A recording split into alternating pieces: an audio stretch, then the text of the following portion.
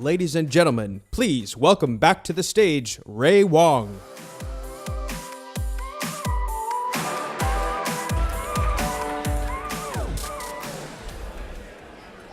Good evening, everybody. How you doing? Welcome to the Supernova Awards celebration. But before we do that, we have a very, very special guest. We are bringing on Vint Cerf. I'm going to read his bio, and then we'll bring him on in, and a bunch of very special other people, including Mei Lin Fung, Doc Searls, and Dr. David Bray. I'm going to read Vint's bio. I'm going to shorten it, but Vint Cerf is the chief internet evangelist at Google. And for those of you who know, he's one of the fathers of the internet, inventing TCP, IP, but more importantly, he's been an advocate for democratizing the internet. He's been an advocate for open standards. He's been an advocate for making accessibility something important. And today's panel is very special because what we're trying to bring everyone together is a concept around the people-centered internet. And so with that, I'd like to bring on Vint Cerf. Please come on board and give him a big round of applause for one of the legends. Thank you.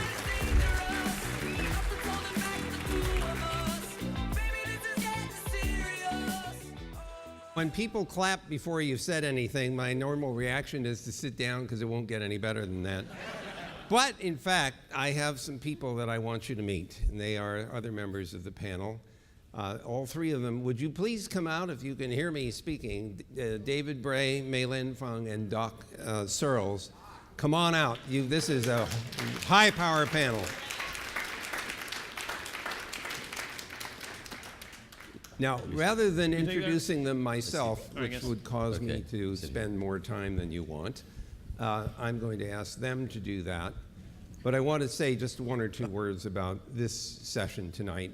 This is intended to ask you to think about some ideas of making the internet a better thing for all of us. And so I want you to think about what role you could play in doing that. This network was designed 40 years ago. It's been running for over 30 years. It's penetrated about half the world's population. We all see headlines about issues and problems associated with it. The kind of people you are exactly the kind of people that can make a big difference in improving the quality of this system that we have now. So by the time it gets to the rest of the population on the planet, it will be even more productive and more beneficial. So I'm going to ask my friends over here to briefly say who they are and how they want you to think of them. So Doc Searls, what are you doing here, and what should we know about you?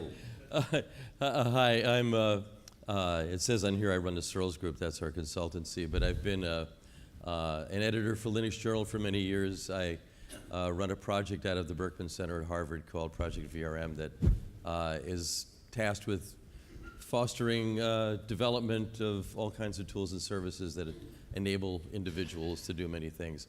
And there's a lot more, but I'll spare you. We're going to extract that from you as the show goes on. Mei Lin, you're right there in the middle between these two powerful, handsome guys. Exactly. What brings you here?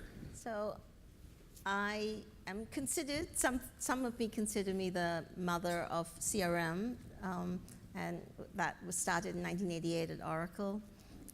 But importantly, I am also from Singapore, which I consider the first people-powered economy. And in the last, from 2009 to 2013, I worked with the Department of Defense on the future of health. David, what would you like people to know about you? Well, aside from being the Federal Communications Commission CIO, I'm also a Eisenhower Fellow to Australia and Taiwan. So I'm looking at how they're thinking about strategies for the Internet of Everything. And also a Harvard Executive in Residence, specifically looking at how can we allow people to take back the ability to set choices with their data. And so the conversation I really want to talk about is how can we do that in the next 6 years ahead. So keep that in mind. You may have a role to play in achieving that objective. So let's sit down and just have a little chat. That sounds disciplinary, Dad. I would ask you to go behind. No, I was thinking more Cosby Show. He's gonna he's gonna have a sweater. Well, it depends on how well you behave tonight. So I want you to kind of cast your mind back for a minute to the 1970s. And in those years, we had networks, but they were brand-based. IBM had SNA, Digital had DECnet, Hewlett-Packard had DS. And so you were kind of trapped. If you wanted a network of computers, you had to buy a particular brand. The Defense Department decided it didn't want to be trapped, and so it funded a program studying packet switching initially with the ARPANET project and then Internet to see if we couldn't link multiple networks of heterogeneous computers and heterogeneous packet switch nets, and indeed that's where the Internet got started. The reason I bring this up is that here we are in 2016, and we're in a period of time when there is a similar kind of, let's say, disconnect in the space of cloud-based computing. We have different clouds run by companies like Microsoft, Amazon, Google, IBM, and so on. And yet, for the most part, those clouds don't interconnect except through the users. And they're laptops which have little straw connections, right, by comparison to what's going on inside most of those cloud-based systems. So we have a disconnected cloud environment, and yet we are so dependent on that now. It is the place where most of our computing gets done. It's the place where an awful lot of our data sits.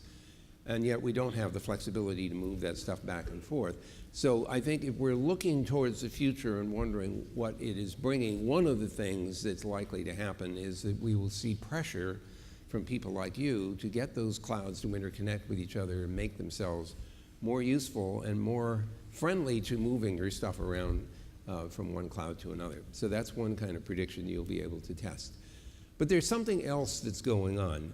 Think for a minute about the hype on the Internet of Things. I mean, it's this avalanche of stuff. It sounds very hypey, and it almost sounds kind of premature, except for one thing. You all noticed what happened to Dyn. And what happened to Dyn was an overwhelming pile of video flying in from a bunch of webcams that didn't have any security at all, right? The usernames and passwords were well known. They were baked into the software, and those devices were turned into a botnet. So the Internet of Things is already here, and it's already causing trouble. And it's going to cause more trouble as time goes on. Another thing that we want to do, I hope you want to do, is to turn the potential of those Internet of Things into something really useful for you and for me, for the rest of us. And you're going to hear some ideas along those lines as we poke further into what's happening in the future.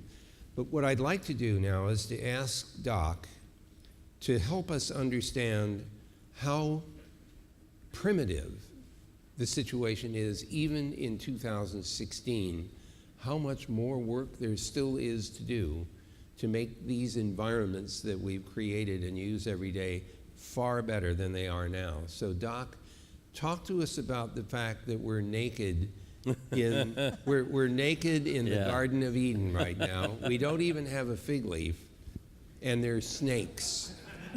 Yeah. Well, Doc. Sure. So nature didn't come with privacy, right? I mean, in the Garden of Eden, our ancestors in Africa or wherever, we're all born naked. We had to invent privacy technology. Privacy technology began with clothing and shelter.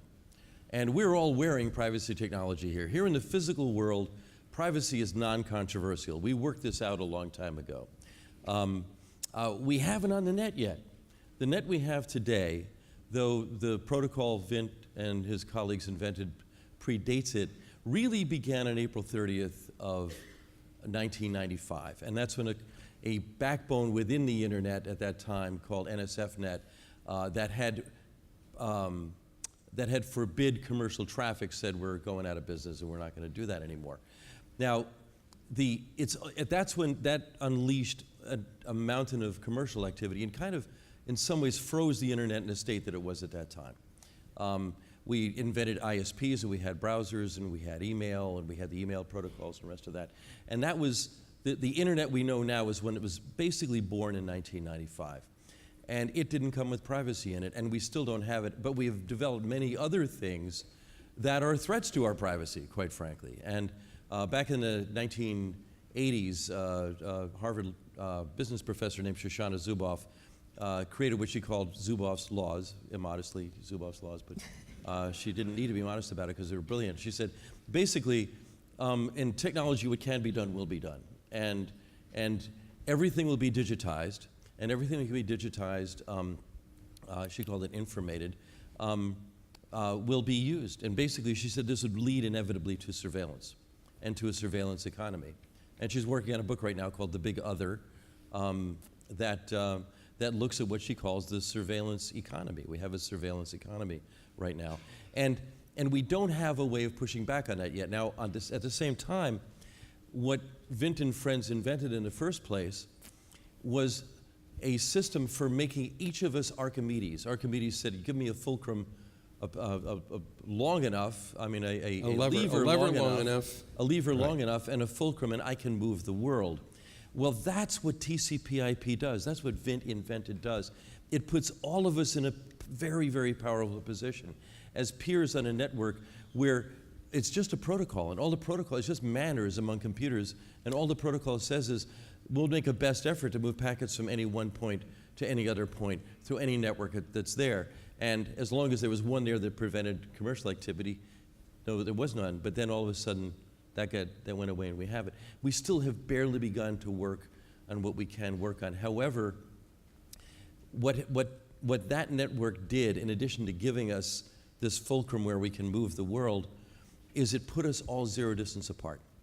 The functional distance between any two persons or any two things on the net is functionally zero. You get on a Skype call with Australia and Borneo or something, and it seems to be in real time. Somebody may be a second late, but it's virtually now everywhere. And that's new to human experience. We do not have anything in the physical world that equips us for fully understanding what it's like to be zero distance apart. However, for the people-centered internet purposes, this is a great grace. All of us are in a position to do things with each other and for each other that we never could before. It erases the distance between people who are vastly separated by space and by culture and many other things, and puts us all in one place.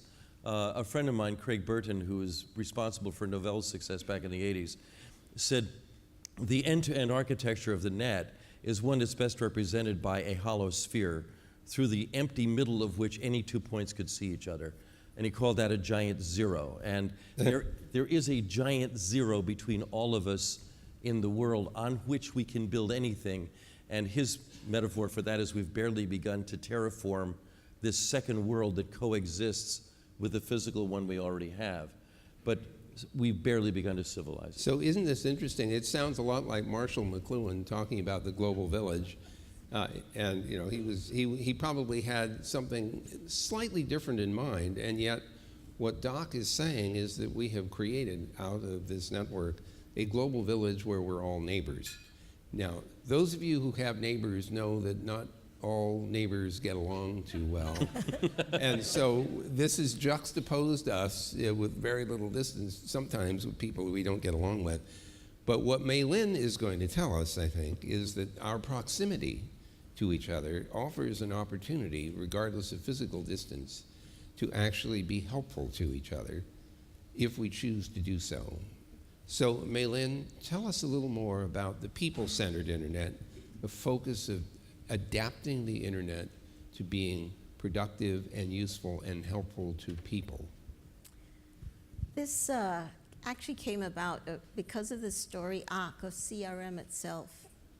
So I was an idealist coming to Oracle in 1988, and Tom Siebel wanted to have something that improved the relationship between salespeople and their customers.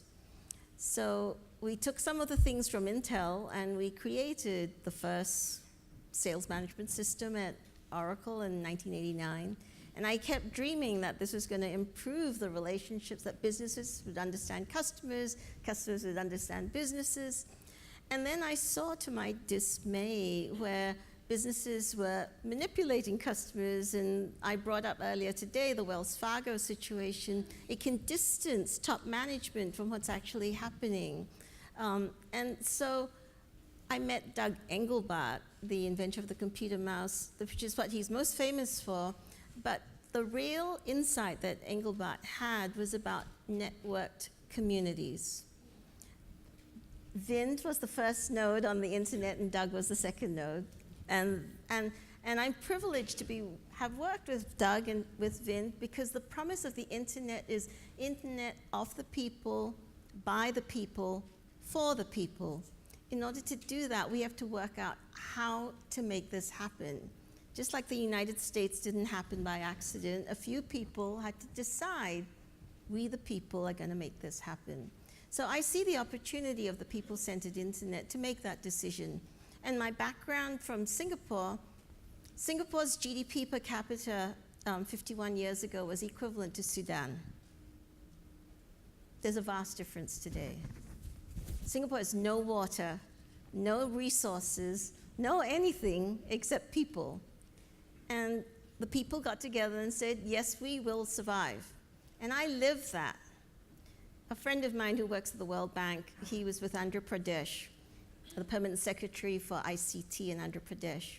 In 1995, the Singapore Prime Minister visited Andhra Pradesh, and they said, please help us.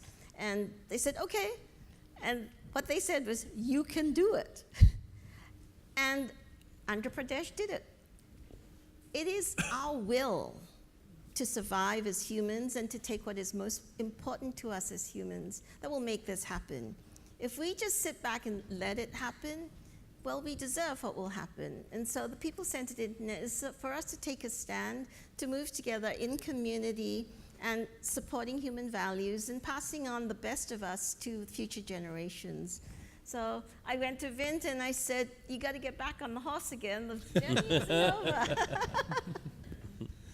And Mei Lin, by the way, just to warn all of you, when she shows up, in the end, you will never be able to say no. So just be warned about that. You'll be totally persuaded by all of her enthusiasm and determination. So, David, you've heard a little bit about his introductory remarks. What is it that we should now be thinking to do? Because you mentioned in your opening comments about concerns for people and the way in which they are, the way in which they behave in the network and how the network affects them. So what's your interest in all of this? So I probably have two parts of my interests. The first coming from the FCC. I arrived at the FCC 3 years ago. There had been 9 CIOs in 8 years, which is always a good sign for CIO number 10.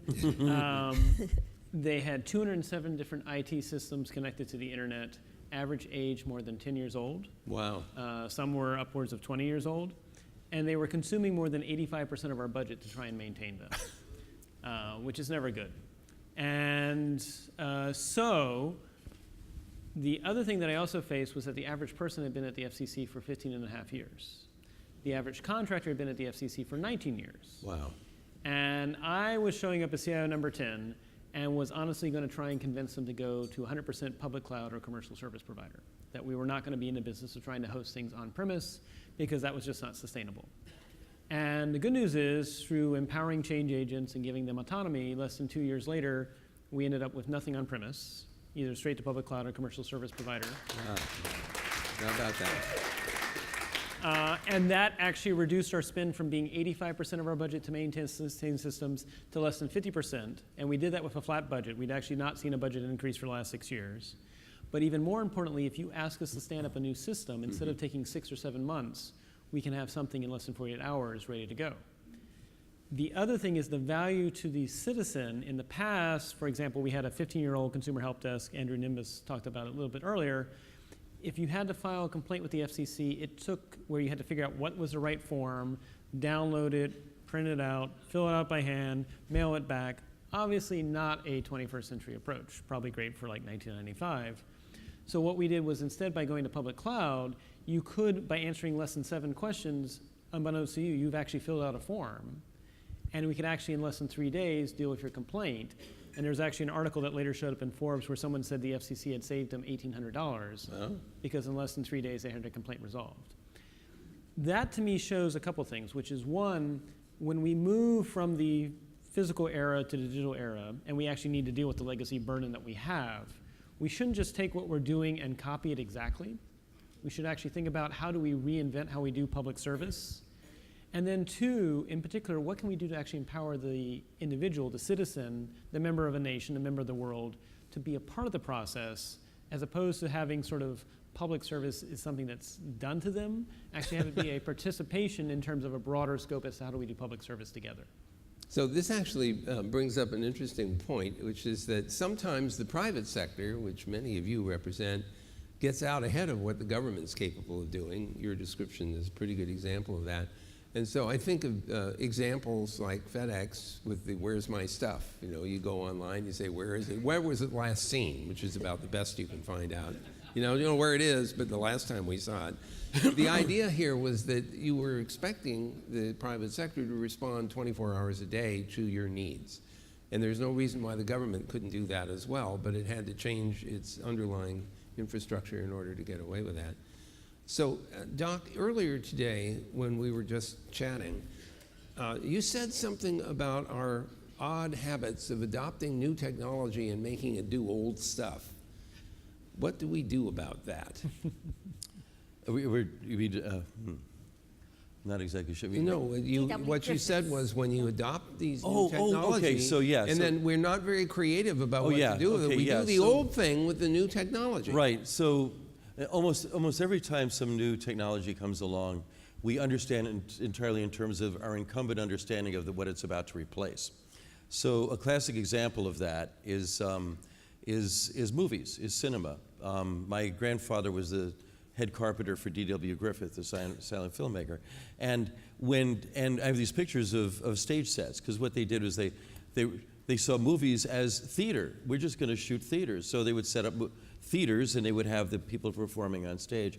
And years went by before they realized going on that they could take the camera outside, and they could use the camera in many other places than inside looking at a stage. Who knew? And so, yeah, who knew? And Griffith did. That was one of his big innovations, was taking it outside. But I think we're still with that with the internet right now. What we did was we created centralized systems. In many ways, what happened with the industrial age, which we're still in, when industry won the Industrial Revolution, we replaced our models of the world, which were based on nature before that. Mm-hmm. If you were a baker or a tanner or a smith or something, you were working with nature, and your last name reflected that to a large, in most cases. And you did it kind of on a relatively small scale. But you understood the world in terms of this physical. Well, what happened with the industrial age is we invented the machine age. Yeah. We understood ourselves in terms of machines. And we want machines to do everything. We understand everything in terms of machines. And I think what we did with the internet at the first stage is we said, you know what? Industry worked really well centralizing things. We need big companies to centralize a lot of services. Sometimes that works really well. It doesn't always. And in many ways, we've subordinated our individual autonomy to central authorities of various kinds. And we're still working that out. So there's a funny scenario here. Some of you may have experienced this, and maybe some of you only read about it in a history book, but we used to draw pictures of the industrial computing age, and you had this giant building, with smoke coming out the top and a huge time-shared machine in it, which is the original ARPANET was hooking together time-shared machines. And then they got less and less expensive, and they got smaller, and so then you had departmental computers, and pretty soon you had laptops and workstations. Then you had things like your mobile, thanks to Steve Jobs and others. And so everything kept getting smaller and smaller, and there's one theme in history where the big expensive stuff is so expensive that you have to share it, and then it gets cheaper and cheaper until finally it's personal. And so 3D printers, for example, are moving from the this is an industrial thing that is only owned by companies, to it's in the maker labs for the kids, and eventually you've got one at home. So there's one theme where things go from very expensive and big to very inexpensive and you own them personally. Then there's what happened in the computing world, which is as we go through this, everything gets smaller. Then we decide we need to do a large quantity of computing. So what do? We build this giant building with smoke coming out the top, full of PCs that are, tens of thousands or hundreds of thousands of them. So we've come full cycle, and now we build these giant data centers that are all time shared. Well, I have a question about what we can do with what we have, because we're still seeing this theme of things getting smaller, things getting personal, Internet of Things, devices, sensors, and things like that. So, Mei Lin, this is a question for you. Some of these devices may actually help us understand our state of health. What can we do to shift the way our society works, especially here in the US, from fixing people because they're sick to keeping people well? Does the internet have a role to play there? Absolutely. So I want to go back to the work that I did with the Department of Defense, and a little history will help. 9/11 really brought the attention of everybody about working in networks, because we were working in hierarchies, and the US military shifted to network modes of operating. Yes. And that's actually why I got invited to this think tank about the future of health, because they were interested in Doug Engelbart's idea about networked improvement communities. And we were going through in 2009 the Affordable Care Act implementation. They were looking all around them, the leaders of health in the federal government here in the US, and seeing there must be a better way. And the we took 4 years to work this out, but we looked, could we make the top-down system work?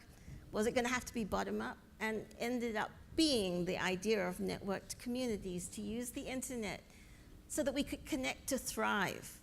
That in fact, our current models of medical care only address 15% of health outcomes, that the social determinants of health are responsible for 85% of our health outcomes, but we have no mechanisms or interventions to do anything about that. And so intervening at the community level is very important. But some communities know more, some communities know less, and so networking them together so that the best ideas bubble to the top and say, oh, we could do that too. So using the internet to network and share learning is our most powerful tool. Engelbart used to say, let's get better at getting better. And using the internet to do that, we can connect to thrive, both on the side of just, I thrive more because, I get to talk to Vint regularly. To hear his insights and ideas. We thrive by connecting with each other. David and I also have had, good exchanges. Abraham Lincoln said, somebody believed in me and I couldn't bear to let them down. Wow, that's really good. Wow. So I noticed that the title of this conference is Get Connected. And I think of two things in that context.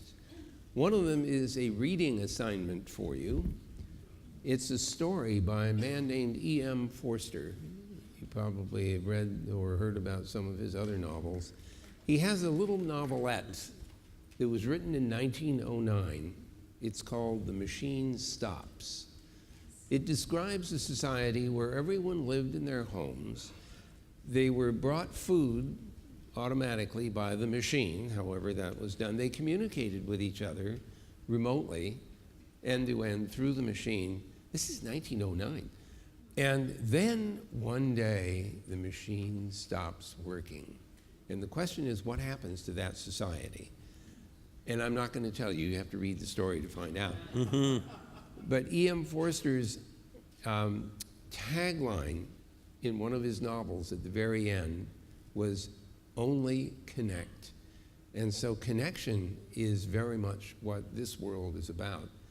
And so I want to come back to Doc and ask a little bit more about what you were getting at when you wrote the Cluetrain Manifesto as you watched the internet emerging. What was your message? Well, so the Cluetrain Manifesto was actually, there were 4 authors. I was one of them. But what got us going, and this is starting in 1998, and we wrote it in 1999, is a rant on the net, on the web. We put this thing up on the web. All of us saw the internet coming before it exploded in 1995, and realized this was going to change everything. This was going to have an enormous impact, not just on the world, but on the potential for everybody to participate. And almost immediately, what did we do? Well, we made shopping malls, and we made a whole bunch of other things that were familiar to us. And so we wrote this manifesto. We call it a manifesto because that worked for Marx. And we had 95 theses because that worked for Luther. That's we so called bad. it Cluetrain. Did you nail this thing up on some? We nailed it walls up on the web. Okay. That's what we did. And Yeah. And it's funny because a couple of us did marketing for a living at the time. I was one of them, and we were sharing stories about why, how we would reject lame clients. And I said, well, my theory of marketing is markets are conversations, and conversation is fire, and therefore marketing is arson. So if you want to set fire, hire us. So and then Chris Locke, one of the other guys, said, well, let's test that theory and start a fire, and which we did, actually. But Chris had the alpha clue. The one that gets quoted most is one that says, markets are conversations, which is one of mine. But he had this alpha clue that he put in a little graphic and sent out to the rest of us, and it really galvanized us. And it said, we are not seats or eyeballs or end users or consumers. We are human beings, and our reach exceeds your grasp. Deal with it. And that got us going. And I think that's part of what made Ray's clapping is great. And the cool thing about that was that that's one reason the book took off, because it became a book as soon as we put this rant on the web, and then the Wall Street Journal found it, and they wrote about it, and all of a sudden I went from 5 emails a day to 500, and it was a thing. But the problem with that was it wasn't true. Our reach did not exceed the grasp of marketers that want to, who think they know more about our lives than we do and want to spy on us. For all we know, they might. No, they don't. Trust me. It's a. I was going to talk to you about that last search you did, but Yeah, exactly. Yeah. You know, so there's things in you're listening in, aren't you? Yeah. So I mean, there's a lot of unfinished business here. I mean, we're still in the industrial model in many ways that assumes that all the power that matters resides with the big companies, and a lot of it does. A mutual friend of ours, Brian Bellendorf, who's the primary author of Apache, which serves up most of the world's websites, says what we need is minimum viable centralization. And that is, we centralize the things that are best centralized or only best centralized. And then there's a great concept in the Catholic Church called subsidiarity. And subsidiarity says you make all the decisions as far down as far down the high. If you have a hierarchy, push it as far down as possible.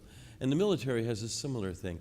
And I think this is part of what we need to rediscover as we build communities. So we actually have a worked example of that. Some of you will have noticed that on October 1st, the Internet Corporation for Assigned Names and Numbers was loosened from the contract that had been in place for 18 years with the US government. The whole idea there was to pass this responsibility on to a multi-stakeholder group representing civil society, the technical community, the private sector, and governments, where policy would be made at the very highest level, and then all of the implications of that and all the execution of that would push out to the regional internet registries, the ISPs, and to you and me. And so I think this is a very powerful meme for us to hang on to, which is to push that responsibility and empowerment, authority and capability as far out as possible. One other observation, 1995 was also the IPO of Netscape Communications, which in many ways I think triggered the dot boom. But one of the things that I found most interesting is before that, and even before Netscape was started, the Mosaic browser was released by the guys at the National Center for Supercomputer Applications, and many, many downloads happened after that. People discovered that they were able to share the information that they had very easily through this World Wide Web. And if there was anything astonishing to me personally about having been in this game for quite a long time, 20 years or so at that point, was seeing the avalanche of content that people wanted to share, not because they wanted to make money, but because they wanted to know that something they knew was useful to somebody else. And in spite of all the monetization and everything else that's happening in the net today, I still think that that's driving a lot of the sharing that's going on, which is exactly what Mei Lin was talking about when Engelbart was saying we should be able to get better at being better, or do better at being better.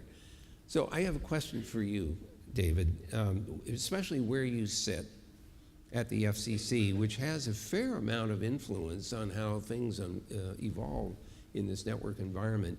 Is there anything in the FCC space that you think contributes to this empowerment of individuals? I mean, I think of things like the net neutrality ideas. So that's where I say I'm not a congressional commissioner, and that is a congressional commission question. I think we can each try and be the change we want to be. If I could relay a personal note, actually, my first exposure to the internet was actually 1993, so pre-Netscape Navigator. Was working at a Department of Energy facility, and it was one doing computer simulations, but getting to your point about sharing, the other thing I remember was exactly that, using Archie and Gopher protocols to actually share music lyrics for REM. So, and trying to debate as to what was actually being said in the songs. Right. If we want to try and be the change we want to be, it's worth looking at two things that sort of build on what Doc was saying, which is, first, the printing press was 200 years before the Treaty of Westphalia. And so in some respects, that the ability to share information and share communication destabilized the existing ways of organizing that were present at the time and actually brought in nation states as a way of organizing. We shouldn't be surprised that the internet similarly will actually create new ways of organizing that we've not even imagined yet. Now, I do fully celebrate trying to decentralize as much as possible. In fact, in the United States, actually, it's worth noting, Canada has about 50,000 Royal Canadian Mounted Police. The United States has 50,000 different police jurisdictions. So we actually are extremely decentralized already, which actually creates challenges when things span across those districts. And so I personally think the one area that we currently don't have right now in the area of R&D for the internet is how do we do mass collaboration at scale effectively? And even before we try and tackle that, how do we set goals effectively? Because if we don't set goals effectively, then the diversity principle will actually fragment and we actually won't work well. And maybe that's actually what's happening right now is the internet is allowing echo chambers to occur because people can find each other with self-reinforcing ideas and they're not actually listening to others. And so I think we actually need to do an R&D about, when we talk about people-centered internet, not just the technology, but how do we have it so that we can actually have more benevolent, beneficial ends that come from that. The other thing I'll actually say too, and sort of building on what Doc was saying, it's worth noting that we had obscenity laws way before we ever had privacy laws. And that's because as people moved into urban areas, they realized, wait, maybe we actually need some laws that actually say when I look out my window, I don't see something I don't want to see. 1970s, when you started having what was at the time called automated data processing, when you realized what could be done with the data, that actually led to privacy laws. And so it may be that now things that are emerging that are now possible as a result of communities being connected with 0-degree distance, whether it's laws or some sort of norms that we need to agree to, there may be new things that are privacy plus beyond that we need to actually reach a common consensus about what that is. So Mei Lin wanted to make an intervention. I want to put a small placeholder here to say that internet has the property that it doesn't end at any border. In fact, it doesn't know about borders. It was designed not to know about international borders. And there are implications of that I want to come back to. But Mei Lin, you... Yeah, I think I just want to bring forward the notion that the world is actually shifting. So this year is the year of the internet for the World Bank. The World Bank's World Development Report, they issue one every year. It was on jobs one year. This year, it's on the internet. And the title of the report is Digital Dividends. Because of that, the World Economic Forum has also designated 2016 the year of the internet, and the theme at Davos was the fourth industrial revolution. They then set up the Internet for All stakeholder group, and I mentioned this earlier today. The World Economic Forum is working with the People-Centered Internet, the IEEE, and the Internet Society, and the World Bank. They are big players moving together to understand how to do this to make sure that the internet is people-centered. So the invitation is open. Please let me know if you're interested in being part of, I mentioned the digital literacy theme. There is gender equality. There are 9 other themes that are all being organized by the World Economic Forum to begin to bring this into larger conversation of governments, industry, and private players. So there is tremendous hope. This is the moment. And the US State Department has also moved forward with the Global Connect initiative with the goal of connecting 1.5 billion people to the internet by 2020.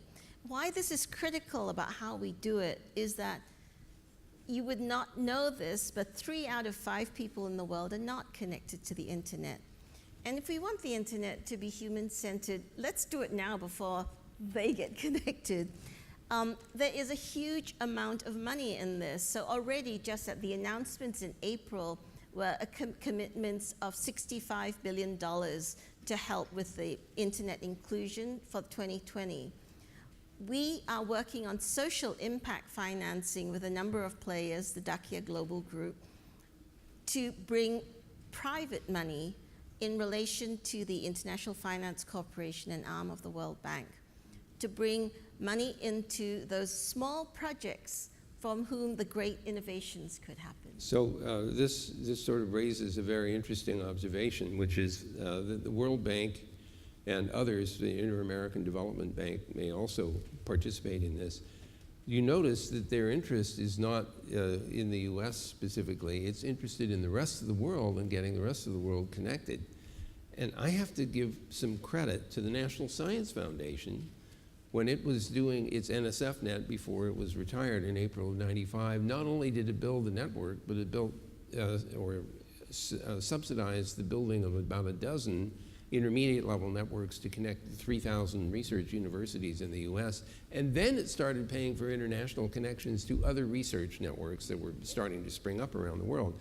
I think we see an opportunity for a repeat of that cycle, except this time, instead of bringing up research networks, it's bringing up networks that people have access to. So, yes. So, what at the people-centered, by the way, if you're interested in this people-centric idea, if you go to peoplecentered.net, you'll find out a whole bunch of things that Mei Lin has referenced in the course of her chat. And we would love it, of course, to have anyone here who's interested in this participate. The thing that's important to know is that there isn't just one thing to do. There's a whole bunch of things to do. We know that we need people to examine proposed projects and evaluate whether they're feasible. Are they properly staffed? Do they have the right kind of resources? Will they go to places where you can have a sustainable implementation? What about the content that shows up on the net? Installing the network and providing people with access devices does nothing unless there's useful content. And so then figuring out what's going to be useful where that network is located is yet another important point. So there's a whole series of things that people like you could conceivably contribute in different ways to making this a very useful project. So we've been beating you on the head about this, but the fact is you're people who are here because you believe in change. And so we'd like you to help us change the world that the people-centered internet is trying to create. Yes, sir. I was just going to make 3 other pitches in addition to the things you described. We'll pass the hat. Pass the hat around. The first is, I think, if you're not familiar, there's a science called collective intelligence. Tom Malone's doing this at MIT. This is as opposed to collective stupidity, which is something also else happens. that seems to be demonstrated. We know that crowds are not always smart. We can do it together. There are things called mobs. Yeah. But I think when you really talk about bringing the rest of the world online, we do need to look at how do we actually make decisions in a more smart fashion involving both the human and the technology nodes. And so if people have ideas on that and want to contribute to that, that would be one area. Another area is the area of how can we have more civil dialogue? Because in some respects, the internet, while it makes you easier to be anonymous, does that also then make you easier to be more rude because you don't feel like there's attribution to what you're saying? Well, we just had a demonstration over the last several months that regardless of anonymity, you can be quite uncivil. Unfortunately, I can't possibly comment because I'm a nonpartisan senior executive, but there may be an example out there. Yes. And then finally, I think there's also just the idea of, in general, how can you essentially improve people's lives? And so what I love about the PCI effort, quite frankly, is while it is called People-Centered Internet, it's exactly what Mei Lin was talking about, which is really about Connect to Thrive. What should be those metrics that are associated with improving people's livelihoods that are involving the internet? But is that about health? Is it about safety? Is it about security? What are those things that we want to really measure as outcomes and be outcome focused associated with also rolling out the internet?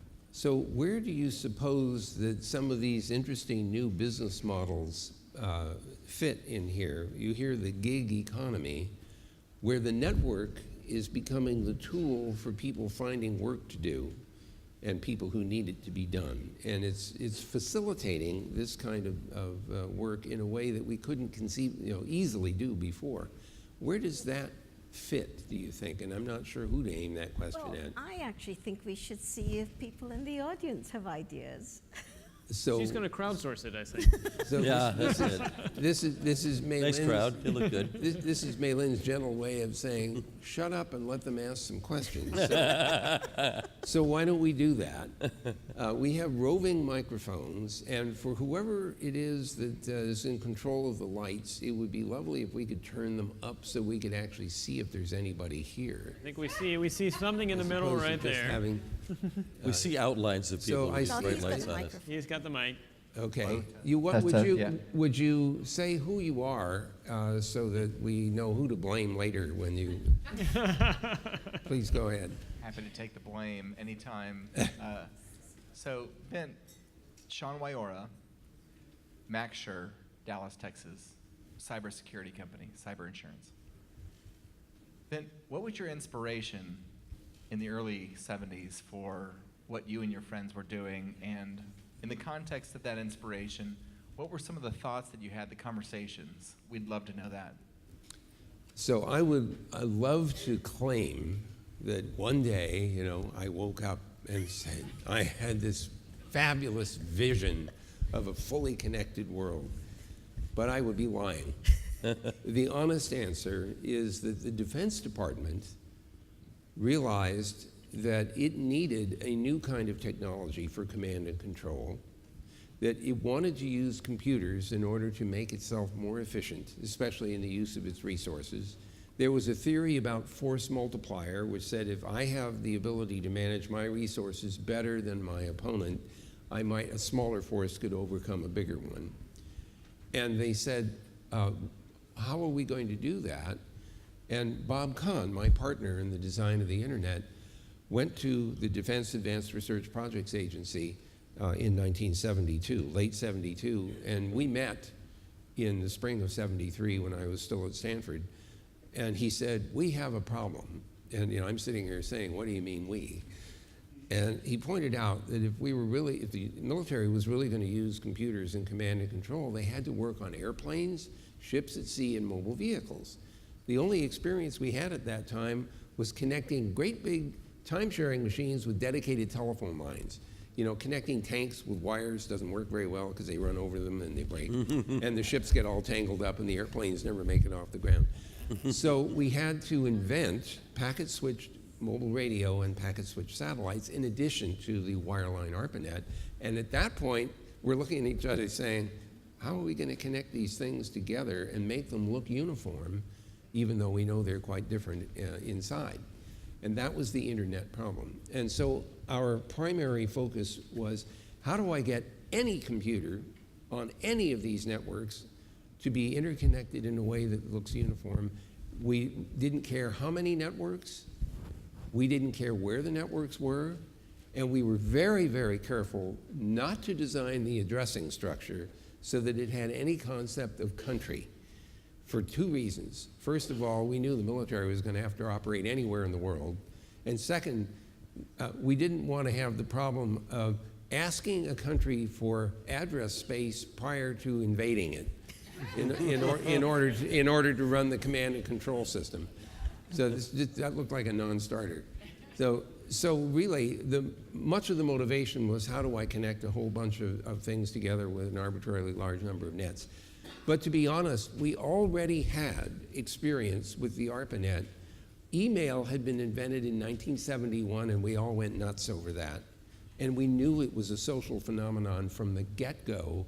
The first distribution list on the email system was called Sci-Fi Lovers, because we were all geeks and we all read science fiction, and we would argue over who was the best author. Obviously it was Doc, but you're welcome.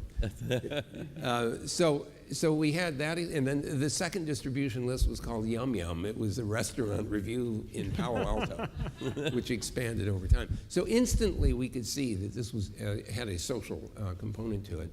And when the World Wide Web shows up literally 1991, when Tim Berners-Lee releases the first version, which honestly nobody noticed. But when the Mosaic version got launched from Mark Andreessen, everybody noticed, because it made the internet look like a magazine, and that's when everything took off. So I wish I could claim, that we had a deep understanding of all of the applications. We didn't, but we had this belief that if we put this infrastructure in place, people would find ways to use it. And so they have. So that's my rather long answer to your question. Okay, next week. Okay, we have another question here in the middle of the room. Hi, my name's Elizabeth. Oh, there, where are you? Hello. There you are, hello. I'm from the University of Technology in Sydney, but actually at this conference as my husband's handbag. But nonetheless, thought I'd take the opportunity to ask a question. Mei Lin, I was really, my interest was really piqued by your comment about the social determinants of health. And I guess I'm wondering, since we know that people who are probably most at risk from chronic disease and other disease from the social determinants of health are perhaps the least likely to have access to the internet. And even if they live in a very wealthy country with lots of internet access, they may not still be able to access it. I guess I'm wondering, even when they do achieve access to the internet, they're probably the people with the lowest levels of health literacy. So the people's internet that puts all kinds of fabulous content onto the internet also puts an enormous lot of absolute garbage onto the internet. How are we going to ensure that people who are at the greatest risk, perhaps through low health literacy, perhaps through other social determinants of health, how are we going to ensure that their health and well-being is actually enhanced rather than even more adversely affected? See, I have two words in response, and you probably have some ideas. My two words are critical thinking. Yes, but I would argue as a university academic that even in our most educated groups of the population, that critical thinking is not something that absolutely the entire population is running around with. But I'm going to claim this question. Go! All right. It's the people. We will do it through the people. The people-centered internet is a mechanism. We will work in community, family members, neighbors, people who care about each other. It doesn't have to be everybody that reaches the internet. Somebody who knows somebody who does it. One of the greatest examples of a networked improvement community is here in the United States. While all the kerfuffle was going on about the Affordable Care Act, 9,000 federally qualified health centers serving the most underserved and vulnerable were a networked improvement community where the doctors and nurses and the receptionists were connected. And the receptionists shared ideas about, okay, how do we help people come into the clinic better? It's not expecting that the patients do it, but can we who are able to access the internet access it on behalf of other people so that we can do it? A friend of mine wrote her PhD thesis on the breast cancer support group, which was enabled by the internet. It turned out that most of the people on the support group were not the breast cancer people with illness, patients, right.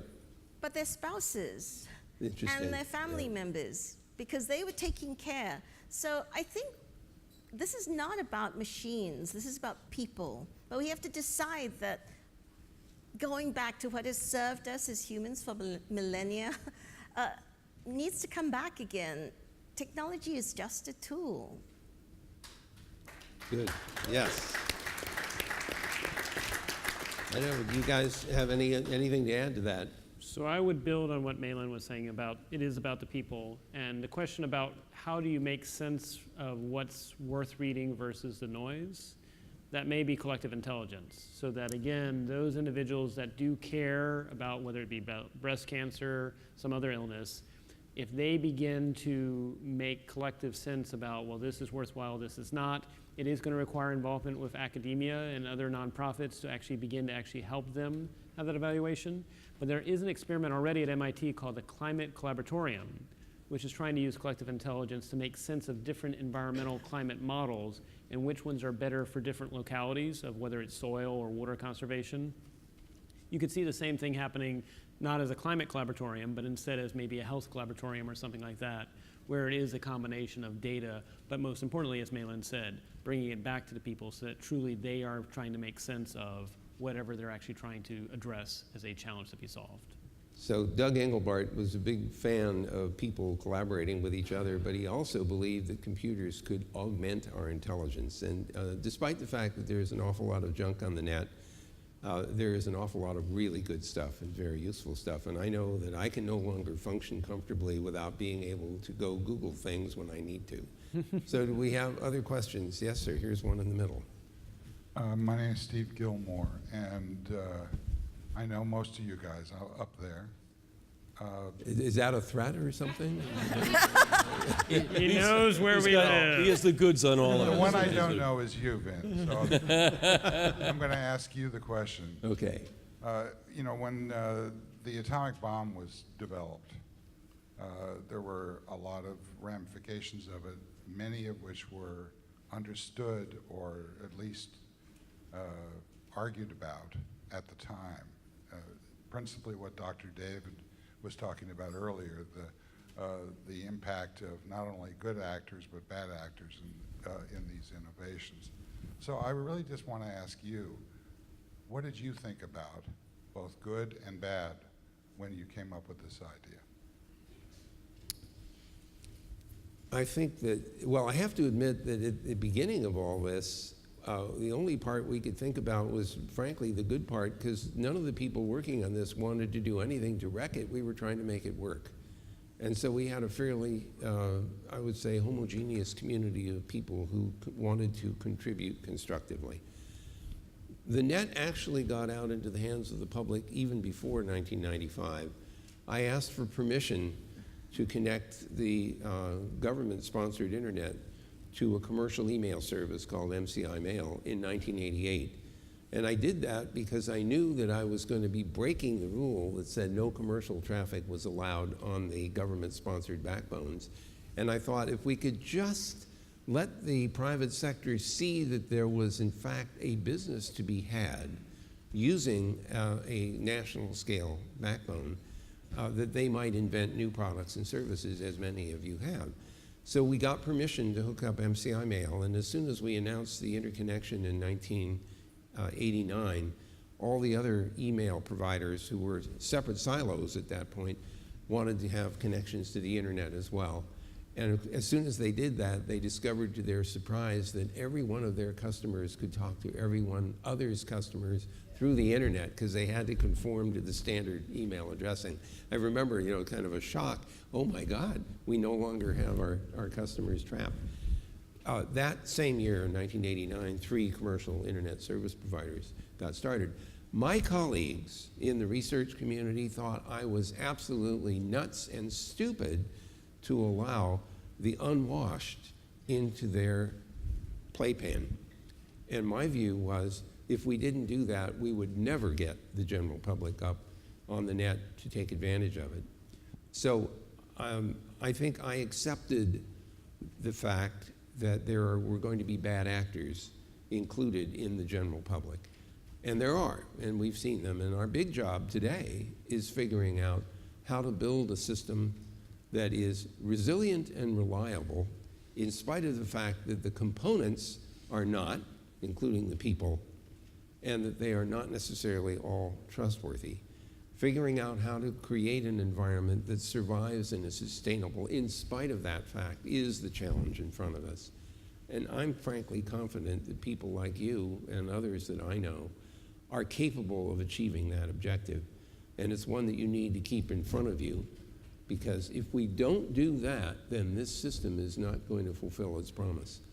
So that's our target, and I'm expecting everyone sitting in this room to help us get there. I'd like to add a couple of things to that. One is Clay Shirky, who's this really great writer and professor at NYU, said, a sure sign of a good technology is you can think of bad uses for it. And he said that after a student came in with an idea for something, she said, I didn't want to share it with the class because I can only think of bad uses for it. He said, that's a good idea. I don't even know what it is yet, but I'm sure it's a good idea. The other is that in the open source world, which I've had a lot to do with over the last few years, is one of the expressions we have is that there are certain kinds of things, and the internet is one of them, that have a characteristic we call NEA, which stands for nobody owns it, everybody can use it, and anyone can improve it. And that's one of the graces of the internet. That's great, yes. Anyone can improve it. Anybody can step in and help out. So, and that principle is built into it in the first place, and that saves it in the long run. So I think that is the task that you have before you. I realize we're a little over time, and you guys are waiting for the... They keep upping the time. They popped it up. They're upping the time, but I think we're probably going to wrap. But no, but it's going up. It's positive. Oh, I see. It reversed. So we're going backwards in time now. Maybe we're going backwards in time. It's I think we're about to wrap up. This has already happened. He wants us to wrap up. But we've got time travel going on here. Yeah, right. I was just going to say, I mean, again, recognize technologies are always amoral. It's how we humans choose how to use it that decides whether it's good or bad. I mean, fire can warm, it can cook food, but it can also burn and scald. Wheels can do commerce, but they can also power machines of war and kill. So I think the question is, how do we address the human element of who we are when we are connected in this world that is through the internet? That, to me, is the big question. And in fact, if you go back to the founders, you mentioned we the people. They recognized when they actually were talking about the Constitution, they said, what is government but the greatest reflection of humanity? If all men and women were angels, no government would be necessary. I think if we replace the word government with the internet, if all men and women were angels, no internet would be necessary. Yep. I mean, I think we just need to recognize we are the things that we need to look at too, and expect the technology itself is amoral. It's how we use it that really matters in the end. Wow. Wonderful message. Well put. Wonderful message. Well, hey, I wanted to congratulate you guys for a historic panel. Please give them another round of applause. Thank you so much. Thank you.